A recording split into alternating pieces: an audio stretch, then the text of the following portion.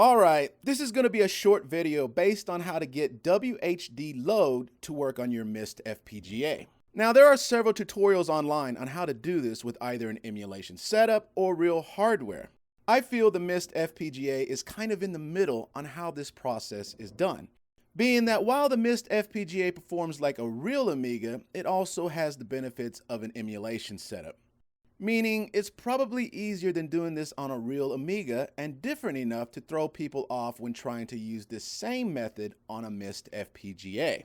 Now I'm sure there are several Amiga guys out there that will say this is super easy, and in a sense, it is. However, if you're new to the Amiga scene, then this can be quite overwhelming. Okay, first things first, let's head on down to Amiga Forever and let's purchase it if you have not done this already. Now I know there are probably ways to get some of this shit for free. If that is your thing, then you may have a harder time with this tutorial, because everything you need for setting WHDLoad is conveniently ready to rock with Amiga Forever. Now there are 3 versions to choose from. I chose the Plus Edition, specifically because the Value Edition looks like it contains the 1.3 ROMs, but not the 3.x, which is what we need for WHDLoad. Now I could be wrong on this. I heard you only need the Value Edition, but with this tutorial, I used the Plus Edition. Plus, you get to own the ROMs legally. Alright, let's fire it up. I assume you already know how to install software, so just kick back and listen to some Amiga tunes. Into the wonderful, into the wonderful, into the wonderful, into the wonderful.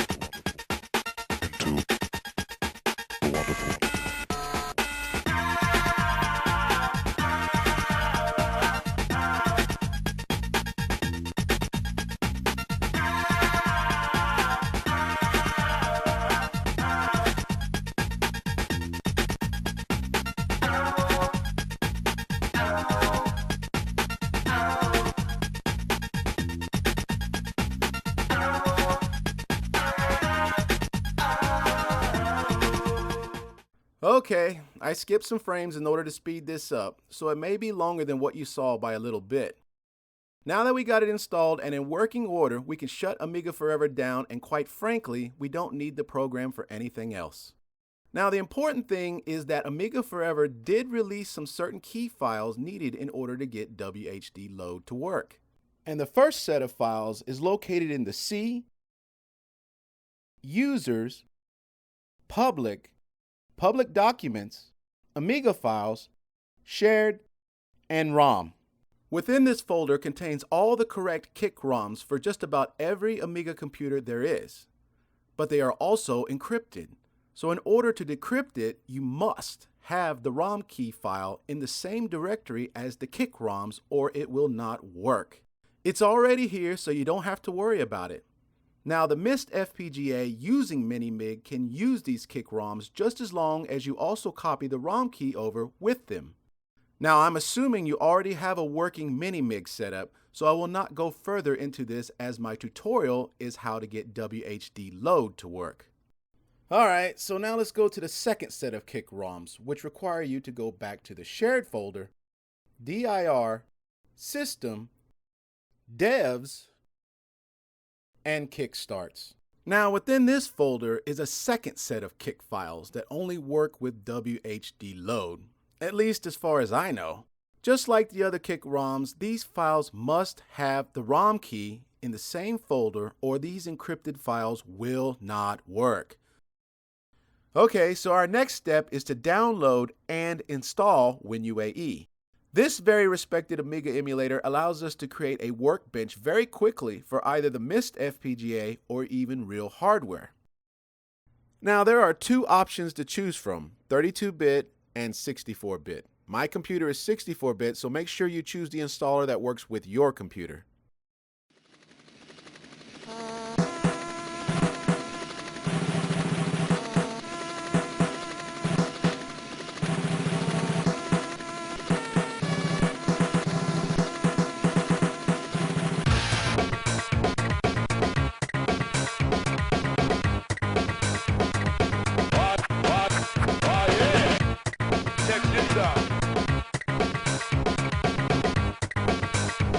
Alright, so now that we got that shit installed, we can go ahead and shut it down, then head on over to Classic Workbench by Bloodwitch. Bloodwitch pretty much did all the work for you. All you gotta do is choose which one you want. I verified that the light, full, and ADVSP work with no issues. Of the 4 below, I only tried the P96, which was only because I followed that tutorial at The Cake Is a Lie Gaming. However, I believe this P96 is more for an emulation environment than real hardware or FPGA setup. I could be wrong on this though. Like I said, I am new to the Amiga scene, so my knowledge on which is the best workbench to use is not good enough to trust fully. I do know the MISTER FPGA is a pretty damn powerful Amiga, so you are more than welcome to experiment on which one is best for you.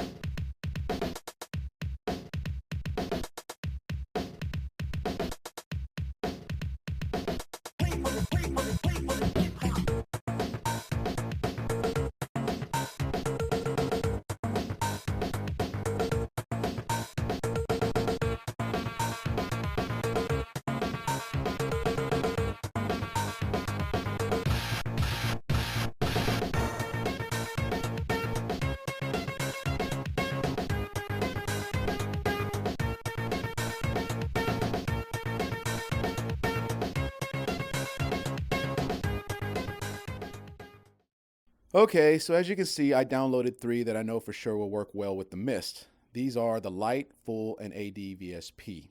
We're going to go ahead and start with the Lite, which is my second favorite version, but my only issue is it comes with an HD file that is roughly only 200 megabytes. This means after Workbench is installed, we will probably lose around 50 megabytes and only have 150 megs to install games. Now the ADVSP version comes with 512 megabytes and the full version also comes with 512 megabytes. This of course means more WHDLoad games can be installed. Anyways, we're going to use the Lite for the tutorial. Don't worry, if you can install the Lite, then you can surely install the full or the ADVSP. It's pretty much the same. Alright, so what I'm going to do now is rename the System HD to Classic WB Lite. I do this because I don't want to mix them up when I'm loading them in the MIST. You will see why I do this later. You don't have to do this, it's just my preference. Okay, so let's fire up the WinUAE configuration file that came with Classic WB Lite. The first thing we want to do is go into the ROM settings and choose Amiga OS 310-1200 Kick ROM. Remember when I said you need the 3.x files? This is why I purchased the Plus edition. The rest of the configuration is automatically set up for an Amiga 1200 using the AGA chipset and using the Kick 3.1 ROM. The only thing I change is the chip RAM settings from 2 megabytes to 8 megabytes. I do this because I get an error dictating not enough RAM when setting up WHDLoad. Now we just go to the CD and hard drives tab and let's search for our classic WB Lite HD file, and in the device box we want to type DH0. Now we can just fire up and install Classic Workbench 3.1. So the first thing we got to do is press enter, then press enter again. Once we get to this page, we can start firing up installation disk. You just press F12 to load disk. All disk will automatically populate under WinUAE since we installed Amiga Forever. Let's choose Amiga Workbench 3.10, and for all intended purposes, we're going to choose the 3.10 version of every install disk that Workbench asks for.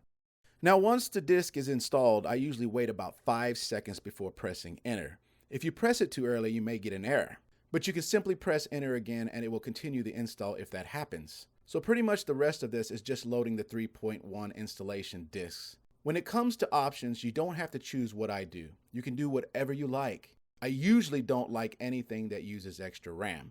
I may choose options that do, but remember to set your AGA setup to the following.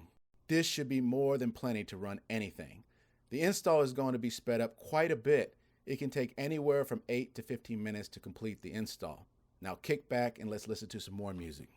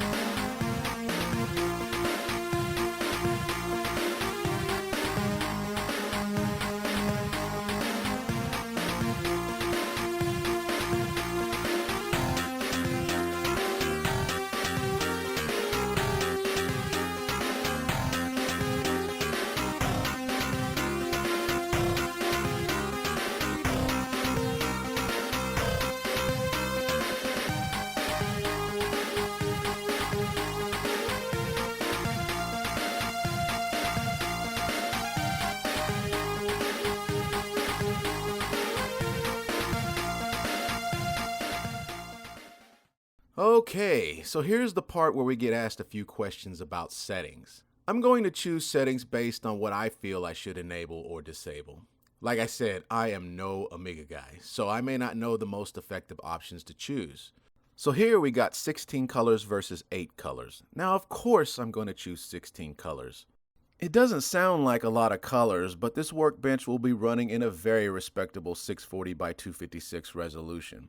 Now when it comes to themes, I really like it to look basic, but that's my preference. The old icons are borderless, and to me it's just better. Copper background is cool, it just kind of makes that workbench pop, so yes, I'm going to enable that. Now this FBlit and FText supposedly speeds up the workbench, so I'm going to enable it because not only do I have 2 megabytes of chip RAM, but I also have 24 megabytes of fast RAM, so let's enable it.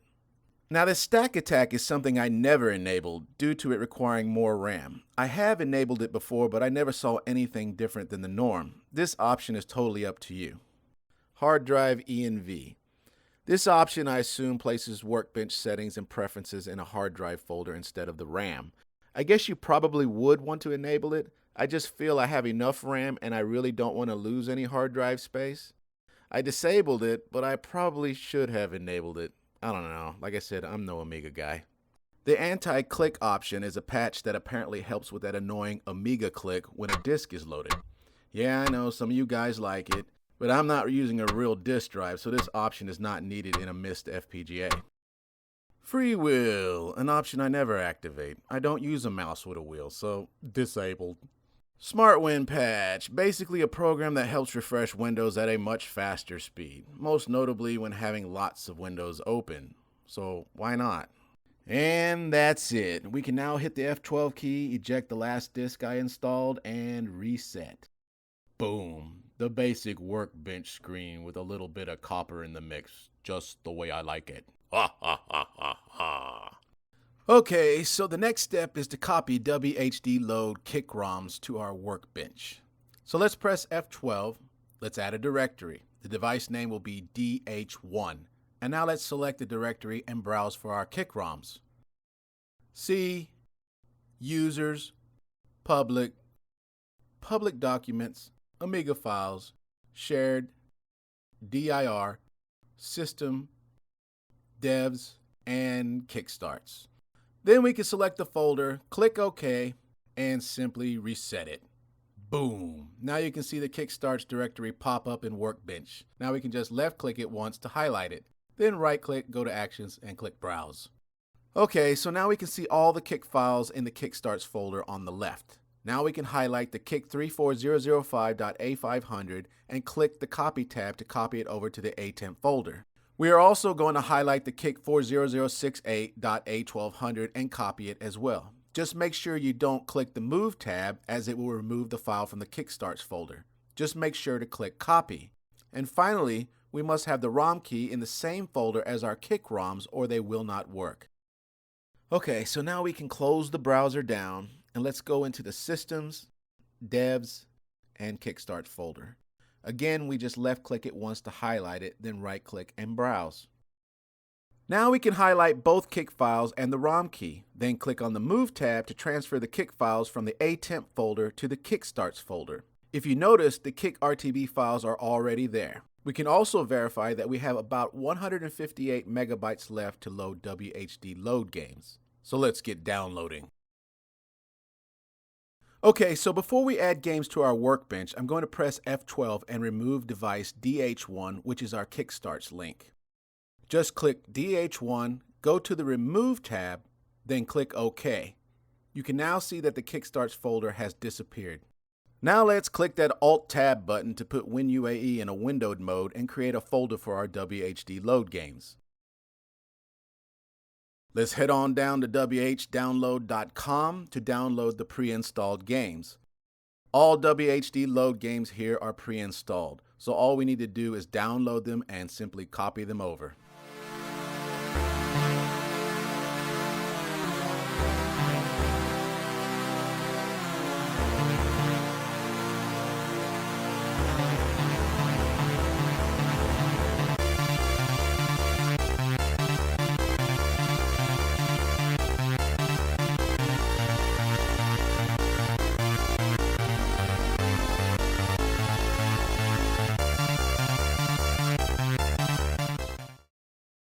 Okay, so by now you probably already know what to do. We hit the F12 key, add directory or archive, name the device to DH1, select directory, and browse for the folder where you uploaded your WHDLoad games. Select folder, click OK, and then reset. Okay, so you now should be able to see a link to your games folder. Left-click once to highlight it, then right-click and browse. You should now see the games you downloaded to that folder. Each pre-installed WHDLoad game comes with two files, the game and the info files. They both must be copied over. Left-clicking the game will automatically highlight both. Now just select them all and copy them to the ATemp folder.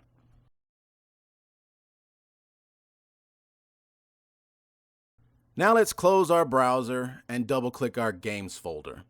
I downloaded the game Lorna and Jim Power. Basically, I just move all the games to their corresponding letter. Now let's make sure we are moving the games from the ATemp folder so we are not wasting hard drive space by copying.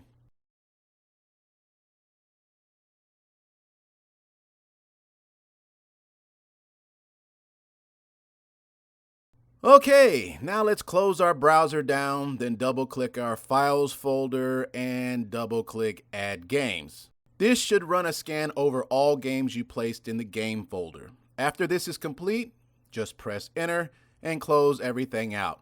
We should then be able to go to our Play folder and launch WHDLoad. Click Games. We should now be able to see the two games we installed. The Blood Witch games apparently are already preloaded into the workbench. Now let's select the game and launch. Once the game is launched, you can see that Jim Power requires you to press the F10 key to quit the game and go back to the workbench. I heard you can change the quit key in the options. I normally just hit F12 and reset on the MIST. Anyways, we can see that Jim Power has booted into our emulation environment with a horrible aspect ratio, which is okay because I'll be playing this on the MIST using RGB 15 kHz at 50 Hz later. Yeah, I said 50 Hz. 50 Hz is where you really want to be with the Amiga, in my opinion. Okay, so if you're not adding any more games, you can simply close out WinUAE and copy the Workbench HD file we just created to your MIST FPGA SD card. We can then eject it and plug it into our MIST FPGA. As of this video, I am currently using MINIMIG AGA version 1.2.2 for the MIST.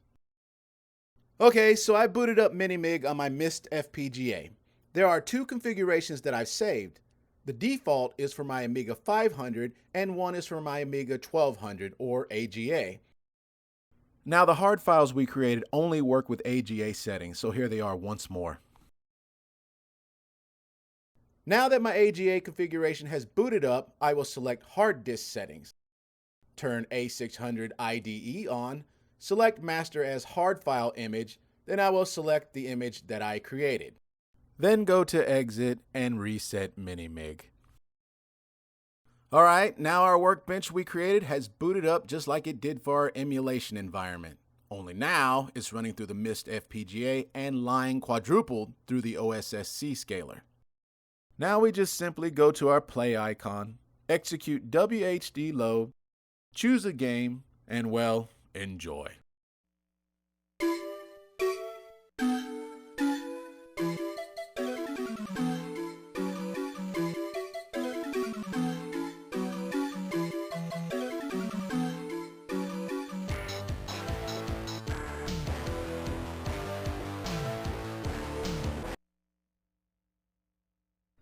The only issue I have with using the MIST FPGA with the OSSC scaler is the default 4x3 settings. I feel it's a bit squished and linearity is way off.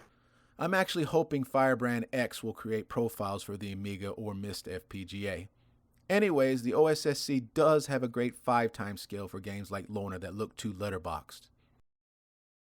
On the other hand, the PAL Amiga games that run in 256p at 50 Hz will take up almost the entire screen at 4x scale. Thus, the reason I prefer playing Amiga at 50 Hz. The resolution is just that much better.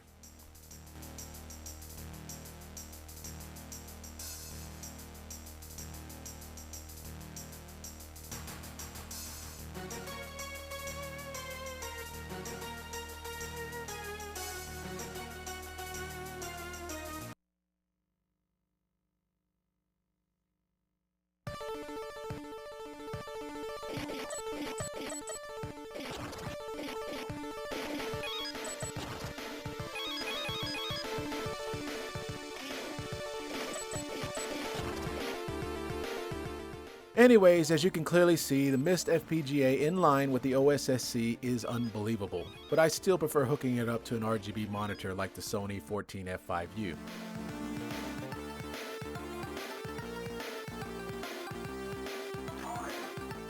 Now, of course, capturing 50 Hz is a bit more difficult than I thought, so this 14F5U capture does not do it any justice whatsoever. It's really something you have to see for yourself.